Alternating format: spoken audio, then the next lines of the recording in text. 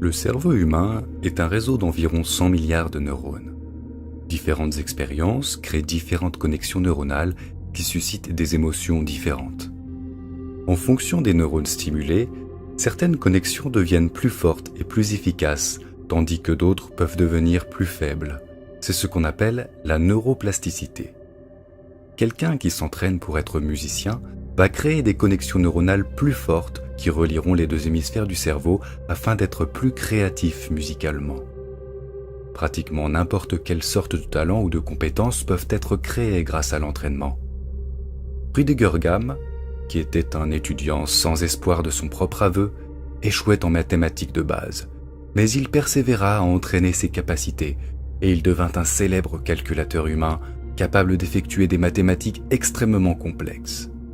Rationalité et résilience émotionnelle fonctionnent de la même manière. Ce sont des connexions neuronales qui peuvent être renforcées. Peu importe ce que vous faites ou quand vous le faites, vous modifiez votre cerveau pour être meilleur à cela.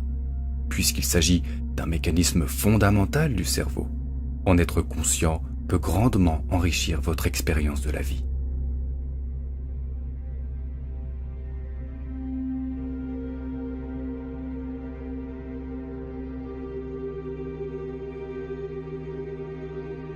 Des neurones spécifiques et des neurotransmetteurs comme la noradrénaline déclenchent un état défensif quand nous sentons que nos pensées doivent être protégées contre l'influence des autres.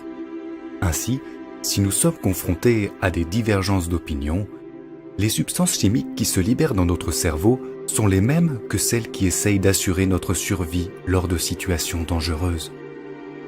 Dans cet état défensif, la partie la plus primitive du cerveau interfère avec la pensée rationnelle et le système limbique peut mettre KO la plupart de notre mémoire de travail, provoquant physiquement une étroitesse d'esprit.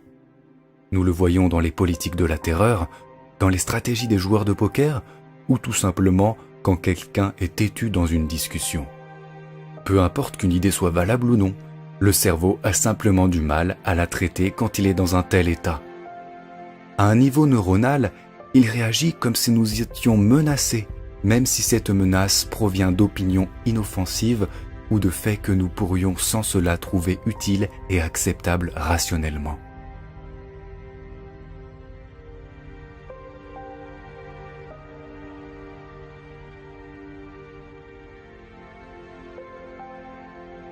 Mais lorsque nous nous exprimons et que nos points de vue sont appréciés, ces substances chimiques de défense diminuent dans le cerveau et la neurotransmission de dopamine active les neurones de la récompense, nous faisant nous sentir plus importants et augmentant notre estime de nous-mêmes. Nos croyances ont un impact profond sur la chimie de notre corps et c'est pourquoi les placebos peuvent être si efficaces. L'estime de soi ou la confiance en soi sont étroitement liées à un neurotransmetteur appelé sérotonine. Lorsque l'absence de celui-ci prend des proportions graves, cela aboutit souvent à la dépression, à des comportements autodestructeurs, voire même au suicide. L'approbation sociale augmente le niveau de dopamine et de sérotonine dans le cerveau, ce qui permet de relâcher nos fixations émotionnelles et de devenir plus facilement conscients de nous-mêmes.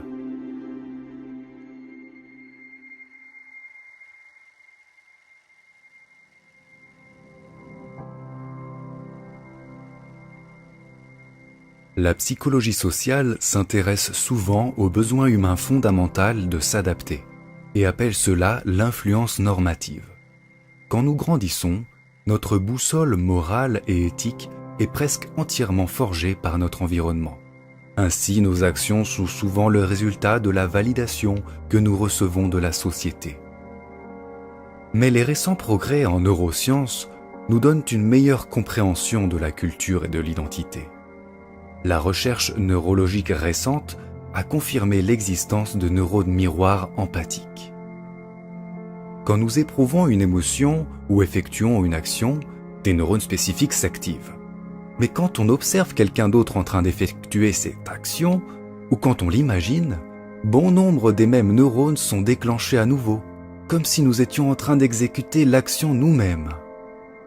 Ces neurones d'empathie nous relient à d'autres personnes, ce qui nous permet de ressentir ce que d'autres ressentent.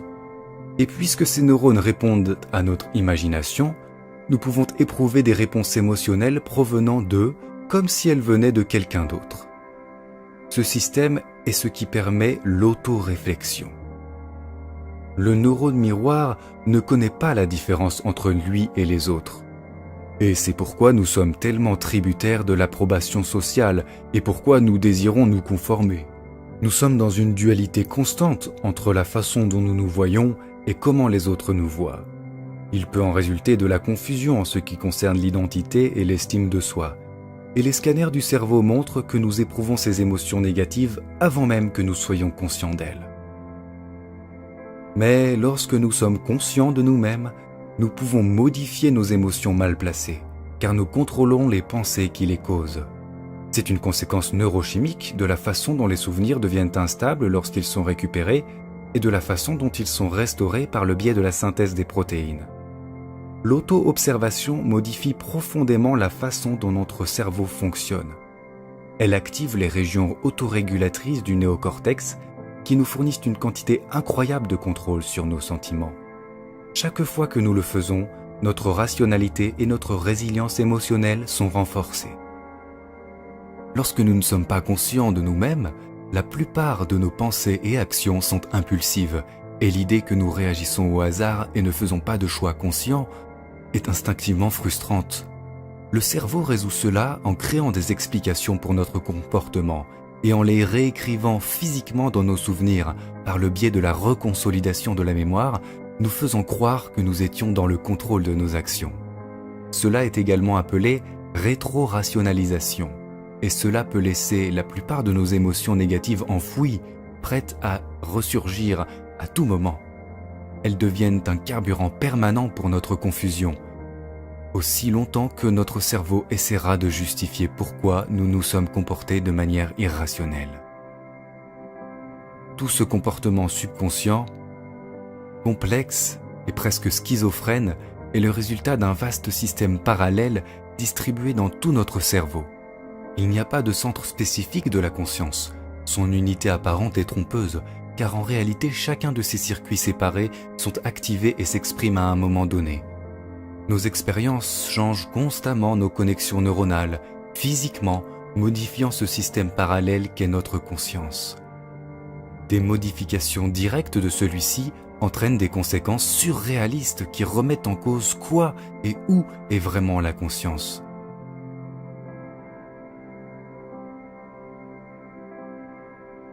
Si votre hémisphère cérébral gauche devait être déconnecté du droit, comme c'est le cas chez les patients dits split brain, vous seriez normalement toujours capable de parler et de penser à partir de l'hémisphère gauche, alors que l'hémisphère droit aurait des capacités cognitives très limitées. Votre cerveau gauche n'aura pas besoin de la partie droite, même si cela modifie profondément votre perception. Une des conséquences de cela est que vous ne pourriez plus décrire la moitié droite du visage de quelqu'un, mais vous n'en parleriez même pas.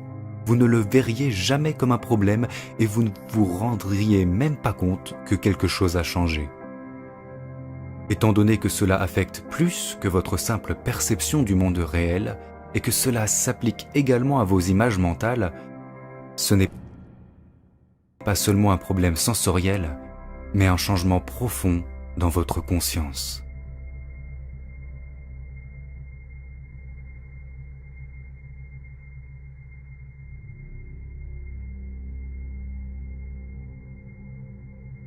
Chaque neurone a une tension qui peut changer lorsque les ions entrent ou sortent de la cellule. Une fois que la tension d'un neurone a atteint un certain seuil, il émet un signal vers d'autres cellules qui vont répéter ce processus. Lorsque de nombreux neurones déchargent en même temps, nous pouvons capter ces changements sous la forme d'une onde. Les ondes cérébrales sous-tendent presque tout ce qui se passe dans nos esprits, y compris l'attention, la mémoire et même l'intelligence. Comme elles oscillent sur des fréquences différentes, elles sont classées dans différents groupes comme alpha, θ et gamma. Chacune est associée à des tâches différentes. Les ondes cérébrales permettent aux neurones de s'accorder aux fréquences correspondant à leurs tâches particulières, tout en ignorant les signaux non pertinents, à la manière d'une radio se réglant sur différentes ondes pour capter des stations de radio.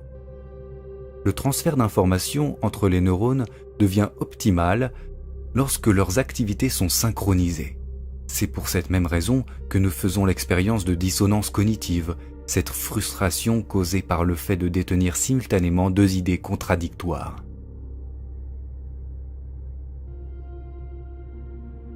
La volonté est l'outil fondamental permettant de réduire la dissonance entre chacun de nos circuits neuronaux actifs. L'évolution peut être considérée comme un processus similaire où la nature tente de s'adapter ou d'entrer en résonance avec son environnement.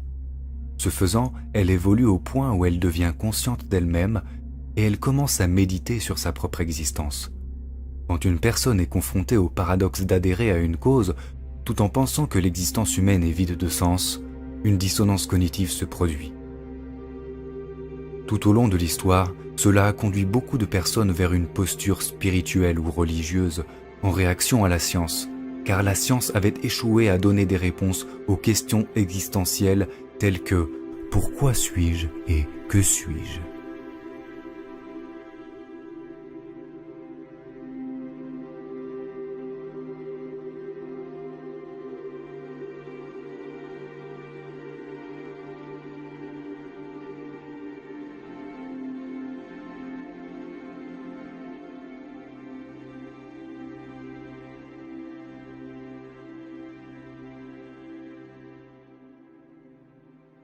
L'hémisphère cérébral gauche est en grande partie responsable de la création d'un système cohérent de croyances, qui a pour but de maintenir une certaine continuité dans nos vies. Les nouvelles expériences se plient à ce système de croyances préexistant. Lorsqu'elles ne correspondent pas, elles sont tout simplement refusées. L'hémisphère cérébral droit contrebalance cela en ayant la tendance opposée. Alors que l'hémisphère gauche tente de préserver le modèle, l'hémisphère droit remet constamment en question le statu quo. Lorsque les anomalies discordantes deviennent trop grandes, l'hémisphère droit force une révision de notre vision du monde. Cependant, quand nos croyances sont trop fortes, l'hémisphère droit peut ne pas réussir à surpasser notre refus. Cela peut créer une confusion profonde quand les autres sont reflétés.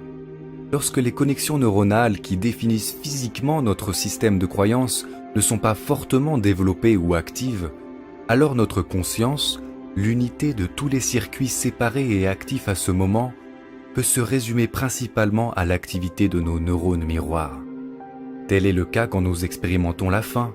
Notre conscience se résume alors principalement à des interactions neuronales visant la consommation d'aliments. Et ce n'est pas la conséquence d'un quelconque noyau qui enverrait ses propres commandes vers différentes zones cérébrales. Toutes les différentes parties du cerveau deviennent actives et inactives et interagissent sans qu'il n'y ait de noyau central. Tout comme les pixels d'un écran peuvent former une image reconnaissable quand ils sont pris globalement, la convergence des interactions neuronales forme une conscience.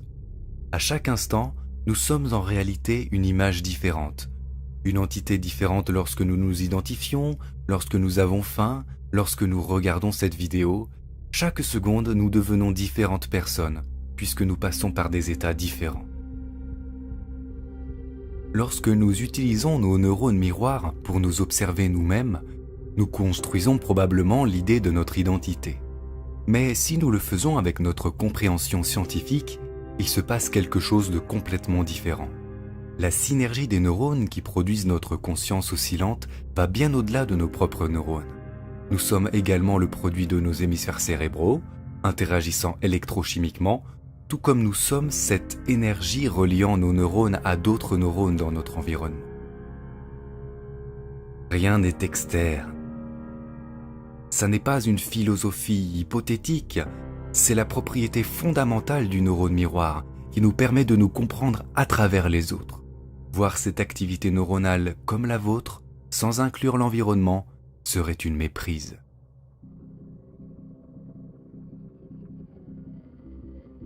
Nos caractéristiques de super-organismes se retrouvent également dans l'évolution, où notre survie en tant que primate était liée à nos capacités collectives. Au fil du temps, les régions néocorticales ont évolué pour permettre la modulation des instincts primitifs et le dépassement des impulsions hédonistes pour le bien du groupe. nos gènes égoïstes sont apparus pour encourager des comportements sociaux réciproques dans les structures supra-organisées, rejetant ainsi la notion de survie du plus fort. L'activité neuronale du cerveau résonne de manière plus cohérente lorsqu'il n'y a pas de dissonance entre ces nouvelles régions cérébrales avancées et les plus anciennes plus primitives. Ce qu'on appelle traditionnellement tendances égoïstes est seulement une interprétation limitée des origines de nos comportements égoïstes, dans laquelle les caractéristiques humaines sont perçues au travers du paradigme imparfait de l'identité, plutôt qu'à travers un point de vue scientifique sur ce que nous sommes, une expression momentanée d'une unité en constante évolution et sans centre. Les conséquences psychologiques découlant d'un système de croyances objectif sont les suivantes.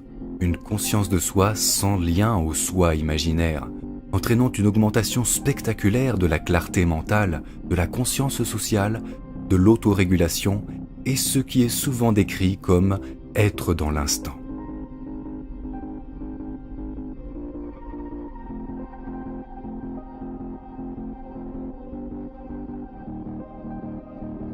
En général, la croyance commune affirme que nous avons besoin d'un récit, d'une vue longitudinale sur notre vie, afin d'établir des valeurs morales.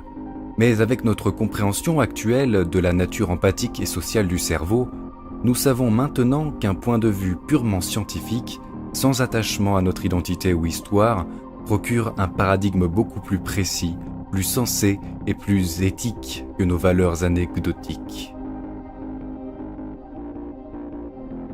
C'est logique, puisque notre tendance traditionnelle à nous définir au travers d'hypothétiques constantes individuelles nous câble neuralement et amène le cerveau vers des processus cognitifs dysfonctionnels, comme l'étiquetage compulsif ou le besoin psychologique d'imposer ses attentes.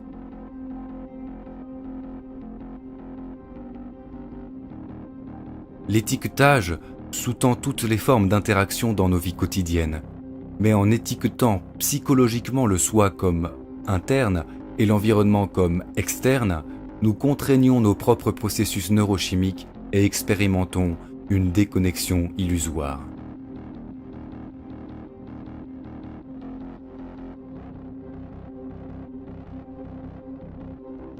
Le fait de mûrir et ses effets secondaires évolutifs, tels que le bonheur et l'accomplissement, sont stimulés quand nous ne sommes pas étiquetés dans nos interactions. Nous pouvons alors avoir plusieurs points de vue différents et être en désaccord avec un autre, mais les interactions qui, envers et malgré tout, nous acceptent pour ce que nous sommes, sans jugement, sont des catalyseurs neuropsychologiques qui câblent le cerveau humain pour être reconnaissant envers les autres et pour accepter rationnellement des systèmes de croyances vérifiés, sans dissonance. Stimuler ce type d'activité neurale et d'interaction diminue le besoin de distraction ou de divertissement et crée des cycles de comportement constructifs envers notre environnement. Les sociologues ont établi que des phénomènes tels que l'obésité et le tabagisme, les émotions et les idées se propagent et oscillent à travers la société globalement de la même façon que les signaux électriques des neurones se transmettent lorsque leurs activités sont synchronisées.